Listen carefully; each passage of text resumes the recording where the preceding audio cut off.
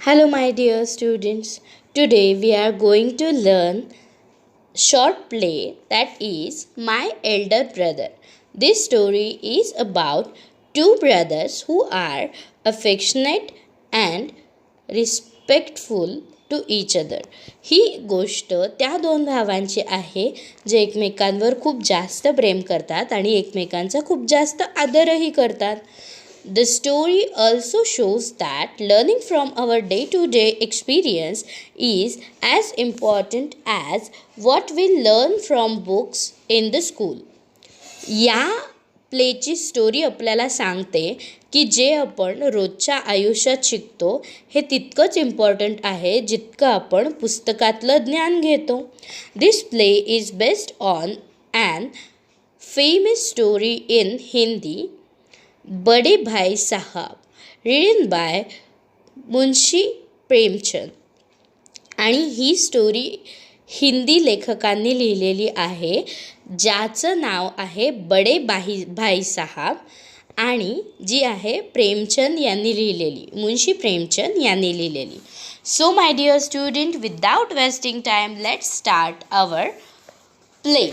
It is a short play. First of all scene 1. In scene 1 त्यांनी आपल्याला आधी सांगितलेलं आहे की सीन 1मध्ये काय काय चालू आहे. तर ते पहिल्यांदा सांगितलं जातं कुठल्याही प्लेमध्ये की सुरुवातीला लोकेशनवर काय चालू आहे. अ हॉस्टेल रूम, हे लोकेशन हॉस्टेल रूमचं आहे. टू ब्रदर्स, तिथे दोन भाऊ आहेत. एकाचं वय आहे 9 वर्ष आणि एकाचं वय आहे 14 वर्ष. सिटिंग ॲट स्टडी टेबल, ते स्टडी टेबलवर दोघंही बसलेले आहेत. द एल्डर ब्रदर, मोठा जो भाऊ आहे तो आहे भैया. तो काय करतोय तर पुस्तक वाचतोय, reading book. And the younger one, आणि जो लहान भाऊ आहे मुन्ना, तो काय करतोय तर ड्रॉइंग पिक्चर्स, चित्र काढतोय. कुणाचे काढतोय? बर्ड्स अँड ॲनिमल्स, पक्ष्यांचे आणि प्राण्यांचे चित्र काढतोय. तर आता यांच्यातला संवाद आपल्याला दिला आहे. कुठल्याही संवादाआधी त्यांचं नाव लिहिलेलं आहे आणि त्याच्यानंतर पुढे त्यांचा डायलॉग दिलेला आहे. जेव्हा संवाद एखाद्या व्यक्तीकडनं बोलला जातो तेव्हा ते डायलॉग्स होतात आणि जेव्हा ते डायलॉग्स असतात तेव्हा त्याच्या आधी त्यांची नावं असतात. तर चला पाहूयात स्टार्टिंग. पहिल्यांदा कोण बोलतं आहे? भैया. भैया काय बोलतो आहे बघा. What are you doing Munna? Munna तू काय करतो आहेस? मुन्ना म्हणतो आय एम ड्रॉईंग. पुन्हा भैया विचारतात वेन. मुन्ना सांगतो आहे की मी चित्र काढतो आहे. त्याच्यावर त्याचे भैया विचारतात वेन विल यू स्टडी? तू कधी बरं अभ्यास करणार आहेस? वेर यू इन मॉर्निंग? तू सकाळी कुठं होतास? मुन्ना ट्रेंडलिंग पेल, खूप जास्त गडबडून, खूप जास्त गोंधळून म्हणतो आय वॉज प्लेईंग, मी खेळायला गेलतो. भैया how can you sit with books for hours together? भैया म्हणतात, मुन्ना म्हणतो की भैया तुम्ही कसं काय इतका वेळ एका जागी बसून तासन तास ही पुस्तकं वाचू शकता? त्याच्यावर भैया म्हणतात that's because I want my foundation in education to be very strong. ते म्हणतात की मला माझ्या शैक्षणिक अभ्यासातलं जे काही पाया आहे, फाउंडेशन म्हणजे पाया आहे तो खूप जास्त स्ट्रॉंग बनवायचा आहे. म्हणून if the base is strong then the building will stand firmly. जर माझा पाया पक्का असेल तर मी जी काही इमारत उभी करेन ती खूप जास्त स्ट्रॉंग आणि घट्टपणे उभी राहील. Sometimes it's makes me 2 years to do 1 year work. कधीकधी मला 1 वर्षाचं काम करायला 2 वर्ष लागतात, तरीसुद्धा मी ते कष्ट करत राहतो. याच्यावर मुन्ना म्हणतो भैया you are 5 years older than me. I am 3 classes ahead of me. बघा, लहान जो आहे भाऊ मुन्ना म्हणतोय की भैया तुम्ही तर माझ्यापेक्षा 5 वर्षांनी मोठे आहात आणि तुम्ही माझ्यापेक्षा 3च क्लासेस पुढे आहात. I wonder why you keep writing and some word 20 times. मला खूप जास्त आश्चर्य वाटतं की तुम्ही 20 वेळा शब्द कसे काय लिहू शकता. One sentence more than 20 times and copy poems several times in beautiful letters. आणि पुन्हा पुन्हा तुम्ही त्याच कविता लिहित राहता सुंदर अक्षरात इतक्या वेळा. कसं काय जमतं तुम्हाला हे, असं तो म्हणतोय. भैया म्हणतोय, you know studying English is no child's play. तो म्हणतो, तुला माहिती आहे का की इंग्लिशचा अभ्यास करणं हा काही लहान मुलांचा खेळ नाही आहे. One has to work very hard in order to learn the subject. ज्याला इंग्लिश शिकायचं आहे त्याला खूप जास्त कष्ट करायला लागतात इंग्लिश शिकण्यासाठी. To speak or write English properly, English बोलण्यासाठी आणि लिहिण्यासाठी खूप जास्त कष्ट लागतात. Tremendous efforts is required. खूप जास्त कष्ट गरजेचे असतात. But the movement you get a chance you run to the field. पण जेव्हा तुला ही वेळ मिळते तेव्हा तू काय करतोस, तर तू पळून जातोस. कुठे पळून जातोस? प्लेग्राऊंडवर. कुठे? खेळायला पळून जातोस. प्ले मार्बल्स, तू गोट्या खेळायला जातोस. फ्लाय पेपर काइट्स, तू पतंग उडवायला जातोस. You sit idling away with a friends for a fun. तू तुझ्या मित्रांसोबत उगाच तासनतास बसून राहतो मज्जा म्हणून. Can't you sit down and study. तू एका जागी बसून अभ्यास करू शकत नाहीस का, असे त्याचे बडे भैया त्याला विचारतात. बघूयात पुढं काय होतं. त्याच्यावर मुन्ना काय म्हणतोय बघा. ओ भैया, there is a big meal in the village today, should we go. तर मुन्ना असं म्हणतोय की आज आपल्या गावात खूप मोठी जत्रा आहे, तर आपण जाऊयात का. भैया म्हणतात, have you ever seen me going to fair or going to watch cricket or a hockey match. तू मला कधी पाहिलं आहेस का की मी कुठल्या तरी जत्रेत गेलो आहे किंवा कधीतरी क्रिकेट मॅच किंवा हॉकीची मॅच बघायला गेलो आहे. I don't go near them. मी त्यांच्या जवळपाससुद्धा जात नाही. I prefer to study a book. मी याच गोष्टीला प्राधान्य देतो की मी पुस्तक वाचेन. I don't mind repeating a class from more than 2 years. आणि मला याचं काहीच वाटत नाही की मी एक क्लासमध्ये 2 वर्ष राहतो. But you might stay in the same class all of your life. पण मला असं वाटतं की तुला एकाच वर्गात आयुष्यभर राहावं लागतं की काय. Do you expect to pass if you waste time playing all the time. तुला असं अपेक्षा आहे का की तू दिवसभर खेळत राहशील आणि तू पास होशील. You are simply wasting father's hard earned money. तू तर आत्तापासूनच वेस्ट करतोयस पुन्हा येणारा भरपूर येणारा पैसा, भरपूर येणारा वेळ तू वाया घालवतोयस. Munna starts crying on being scolded. Munna रडायला लागतो का, तर त्याचा मोठ्या भावाने त्याला झापलेलं असतं, ओरडलेलं असतं. अँड शॉपिंग साऊंड्स वा वा बा बा हू आर हिअर्ड. आणि मुन्ना रडायला लागतो आणि त्याच्यानंतर तो रडण्याचे मोठा गळा काढून रडण्याचे आवाज ऐकू यायला लागतात. व्हा व्हा असे. मुन्ना म्हणतो, भैया I feel like running away and going back to home. रडायला लागतो मुन्ना आणि म्हणतो की मला आता असं वाटतंय की पळत पळत घरी जावं. भैया म्हणतात, नाव नाव आत्ता जायचं आहे तुला घरी. Stop crying. रडू नकोस, रडणं थांबव आधी. Put on a nice smile. आणि एक छानसं हसू तुझ्या चेहऱ्यावर आण. Look, I will make a time table for you to follow. Get up and down. बघ, तू रडू नकोस. आता मुन्ना जेव्हा एवढं सगळं त्याचा मोठा भाऊ त्याला ओरडतो आणि ते दोघं हॉस्टेलवर असतात, मग तो रडायला लागतो आणि म्हणतो की भैया आता मला घरीच जाऊ वाटतंय. पळत पळत आपल्या घरी जावं असं वाटतंय. मला काही हॉस्टेलवर थांबू वाटत नाही. तेव्हा त्याचे भैया म्हणतात, तू रडणं थांबव. तुझ्या चेहऱ्यावर एक छानशी स्माईल आण. मी तुला एक टाईम टेबल बनवून देतो, ते तू पुढच्याप्रमाणे बघ. तर भैयांनी बनवून दिलेलं टाईम टेबल आपण बघूयात. बघा, टाईम टेबल दिलं आहे, टाईम आणि शेड्यूल. टाईम म्हणजे वेळ आणि शेड्यूल म्हणजे की त्यावेळी काय करायचं आहे. 6 a.m.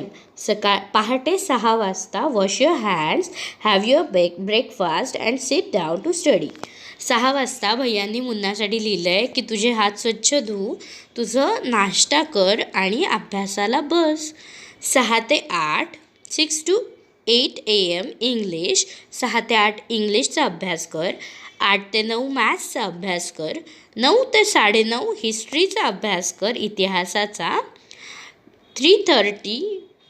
3:30पर्यंत then of to school. त्याच्यानंतर शाळेला जा. 5 ते 6 ग्रामरचा अभ्यास कर. Half an hour for scrolling. आणि त्याच्यानंतर अर्धा एक तासभर तू स्क्रोलिंग कर. 6:30 ते 7 संध्याकाळी 6:30 ते 7ला इंग्लिश कंपोजिशन्सचा अभ्यास कर. देन डिनर कर, रात्रीचं जेवण. त्याच्यानंतर 8 ते 9 ट्रान्सलेशनचा अभ्यास कर. 9 ते 10 हिंदीचा अभ्यास कर. 10 ते 11 other subjects and then to bed. आणि या सगळ्या सब्जेक्ट्सचा अभ्यास करून झाल्यावर झोपी जा. एवढं सगळं अभ्यासाचं टाईम टेबल त्याचा मोठा भाऊ त्याला बनवून देतो. Munna, but when is the time to play? Munna म्हणतो की पण भैया मला खेळायला वेळ कधी मिळेल? भैया म्हणतात, play? What is need to play Munna? ते म्हणतात की मुन्ना खेळायची काय गरज आहे? मुन्ना म्हणतो, ओ आय लव्ह ग्रीन फील्ड्स. मला खूप छान हिरवेगार अशी कुरणं खूप जास्त आवडतात. द जेंटल ब्रीज आणि अलुवार वाहणारा वाराही खूप आवडतो. I want to jump up like a football. मला अशा उड्या मारायच्या आहेत की जसं की फुटबॉल उड्या मारतो. I like the touch and go hututu sounds of kabaddi. आणि मला तिकडे जाऊन ग्राउंडवर जाऊन कबड्डीचा हुतुतू आवाज ऐकायला आणि खेळायला खूप आवडतं. And the hurry and the flurry of volleyball pulls me like a magnet. आणि जो व्हॉलीबॉल आहे तो मला असा स्वतःकडे ओढून घेतो जसं की चुंबक एखाद्या लोखंडाला ओढून घेतं. As soon as I am on the field I forgot everything. आणि जेव्हा केव्हा मी त्या फील्डवर असतो, त्या जमिनीवर असतो जिथे खेळ खेळले जातात, तेव्हा मी सगळं काही विसरून जातो. तर हा होता first scene. So my dear students, let's see the second scene. दुसरा सीन बघा. दुसऱ्या सीनमध्ये काय आहे? The final exams are over and the results are out. बघा, त्यांची जी फायनल एक्झाम आहे, जशी आपली फायनल एक्झाम असते तशी त्यांची फायनल एक्झाम झालेली आहे आणि त्यांचा रिझल्ट हा आलेला आहे. तर रिझल्ट काय आला आहे बघा. भैया म्हणतो, alas I have failed once again. भैया म्हणतो, अरे रे, मी पुन्हा एकदा नापास झालो. मुन्ना म्हणतो, ओ बट भैया I have passed and topped my class. तर मुन्ना म्हणतो, भैया मी तर पास झालो आहे आणि मी माझ्या वर्गात पहिला आलो आहे. Now there is only 2 years difference between us. आता फक्त 2 वर्षाचं अंतर राहिलं आहे आपल्या दोघांमध्ये, असं तो म्हणतो आहे. भैया, but my dear brother don't be so proud. पण माझ्या छोट्याशा भावा खूप जास्त प्राऊड फील करू नको. You have passed only 1 class and you think that I am stupid and you are smart. तू फक्त एकच वर्ग पास झाला आहेस आणि तू असा विचार करतो आहेस की मी खूप मूर्ख आहे आणि तू खूप हुशार आहेस. Once in a while in a Once in a time in a gilli danda game, you might get lucky and hit the goal, but that does not mean. बघा, त्याचे भैया म्हणतात की तू स्वतःला फार हुशार समजू नकोस, कारण गिल्ली दंडाच्या गेममध्ये कधीतरी तुझा चुकून नेम लागला याचा अर्थ असा होत नाही की that doesn't mean that you have mastered the game.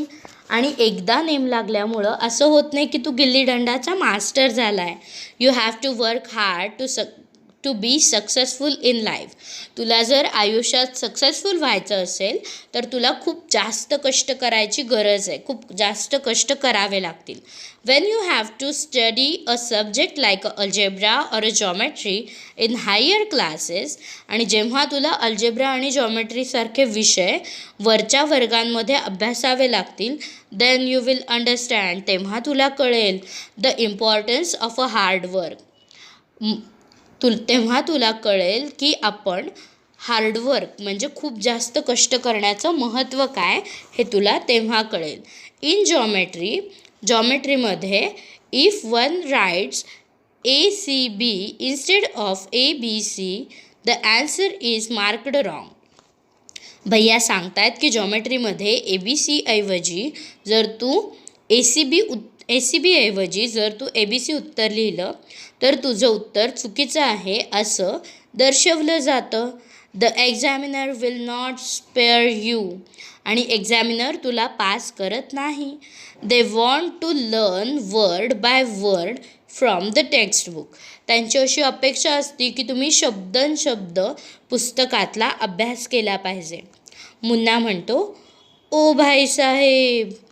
Munna म्हणतो की अरे अरे भाऊसाहेब, दिस इज स्कॅरी. हे खूप भीतीदायक आहे. I don't think I want to go to 9th class नाव.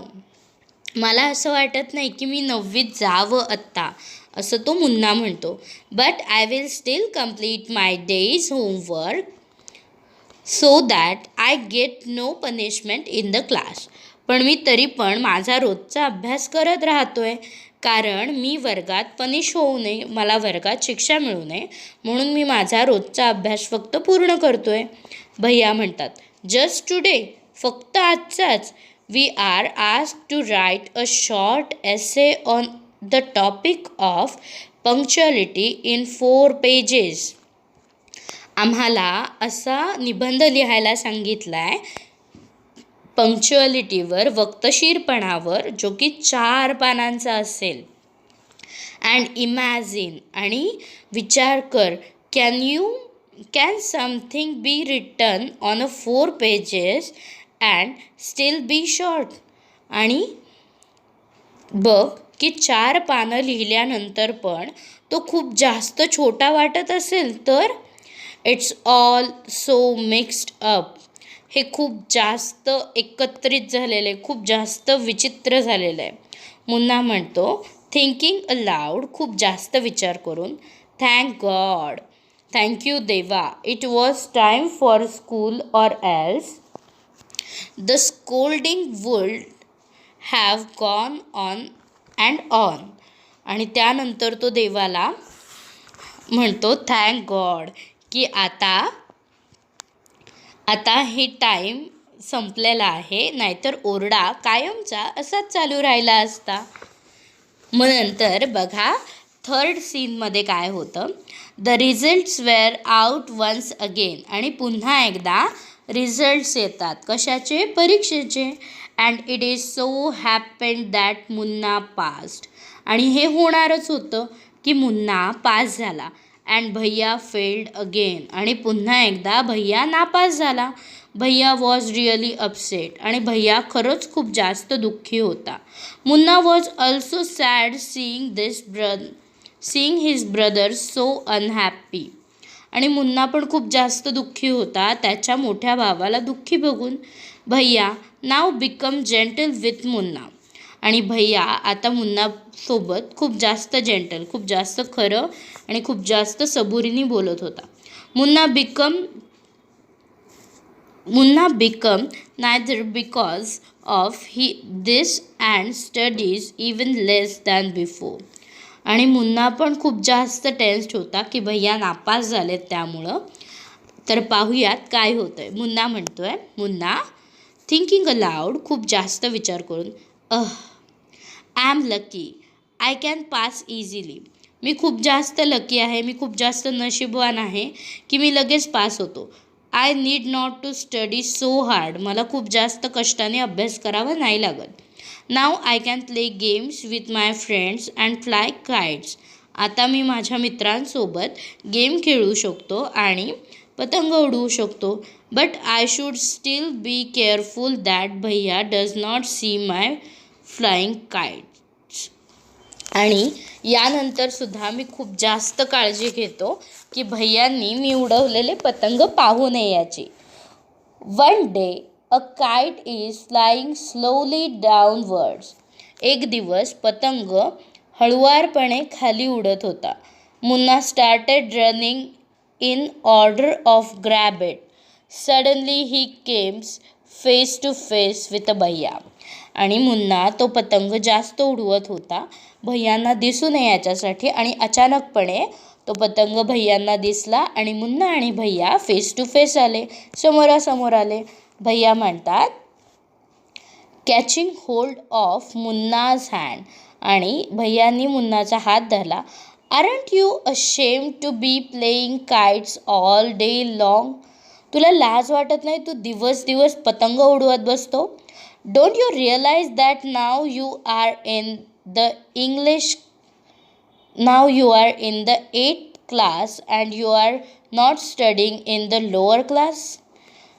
तुला असं वाटत नाही का की तू आता 8वीत शिकतोयस, लहान वर्गात नाही शिकत आहेस?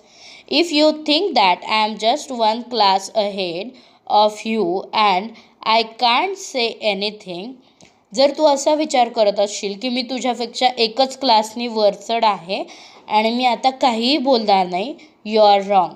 तर तू चुकीचा आहेस. I am 5 years older than you are. मी तुझ्यापेक्षा 5 वर्षांनी मोठा आहे. And will always be. आणि मी कायमच 5 वर्षांनी मोठा राहीन. Understanding doesn't come only from reading books. Understanding हे फक्त पुस्तक वाचल्याने येत नाही. लुक ॲट मा अँड बाबा. आपल्या आईबाबांकडे बघ. Ma has never gone to school and बाबा has only passed 5th class. आपली आई कधीच शाळेत गेली नाही आणि आपले बाबा फक्त 5वी पास आहेत. मुन्ना रिअली भैया, इज दॅट ट्रू? मुन्ना म्हणतो खरंच भैया, हे खरं आहे का? तर त्याच्यावर भैया काय म्हणतात बघा. भैया yes, there are the 1000 thing that they know more than you or me. हो, अशा हजारो, अशा लाखो गोष्टी आहेत जे त्यांना माहिती आहेत आणि तुला आणि मला माहिती नाहीत. And even if we have studied the wisdom of the whole world, जरी आपण सगळ्या जगाचं ज्ञान पुस्तकातून वाचून घेतलं, मा अँड बाबा will always have the right to explain to us and correct us. तरीसुद्धा आईबाबांना पूर्णपणे हक्क राहील की आपल्याला आपण काय करतोय हे विचारायचा आणि आपल्या चुका दुरुस्त करायचा त्यांना पूर्ण हक्क राहील. नाव what would you do if I were to fall sick today? बर, मला आता सांग, तू काय करशील जर मी आत्ता आजारी पडलो तर? मुन्ना आय डोंट नो भैया, मला माहिती नाही भैया. आय वुड टेल टू बाबा and he would rush to the hostel. मुन्ना म्हणतो की मला माहिती नाही काय करायचं. मी आपल्या बाबांना सांगेन आणि ते हॉस्टेलवर येऊन आपल्याला घेऊन जातील किंवा ते हॉस्टेलवर येतील आणि त्यांची ते काय करायचं ते बघतील. भैया अरे रे. भैया म्हणतो oh, I had expected this answer. मला याच उत्तराची अपेक्षा होती तुझ्याकडनं. नाव बाबा वुड नॉट गेट अपसेट. आणि आता बाबा दुःखी होणार नाहीत. He would first try to find out what was wrong and then he would call a doctor. त्यानंतर बाबा जेव्हा येतील तेव्हा ते विचार करतील की काय चुकीचं घडलं आहे किंवा काय प्रॉब्लेम आहे आणि त्याच्यानंतर ते डॉक्टरांना बोलवतील. बाबा would know exactly what to do. बाबांना माहिती आहे की एक्झॅक्टली काय करायचं आहे.